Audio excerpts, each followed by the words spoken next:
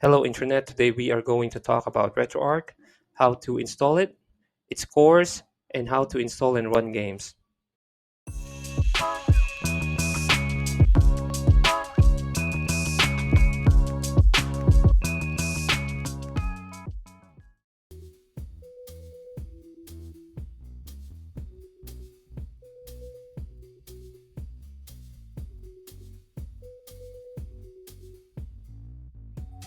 First thing you're gonna do is that you go to the website PPSPP.org Legacy Builds and then download the latest version of PPSP for Switch.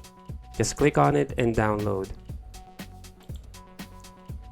Okay guys, once you downloaded the file, you're gonna see this zip file. You just open it and then you go to Switch and then you just copy PPSSPP. Now connect your Switch into your laptop or PC and then use any file transfer Homebrew that you have on your Switch. I've already extracted the PPSPP folder into my desktop. All you need to do is to copy this folder into your Switch.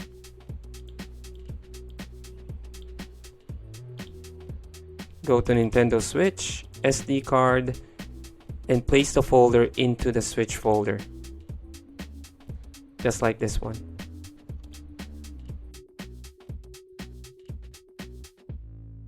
Alright, the next thing we're going to do is that I'm going to copy a game into the PPSSPP system.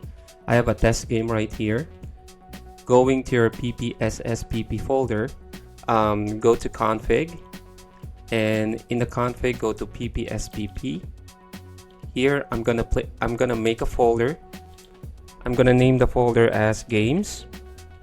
Actually, you can just place a folder anywhere you like. I just wanted the folder to be here so that once I load PPSSPP, it's gonna initially find the game into this folder, so I don't need to search for it anymore. So under games, open it and then copy the game or any game that you wanted into this folder. Just like that. Okay, let's just open up PPSP.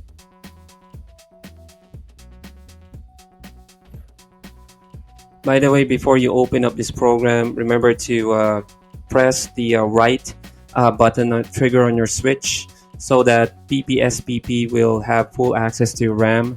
If you don't do this, you're going to be seeing an error message and it will ask you to restart your Switch. So as you can see, the game that I just copied is already there. So you just need to press B on this one so that you can run the game. Now, if you don't see the game, all you need to do is do a search. You can browse the game and then load it in. There's other features of this Homebrew.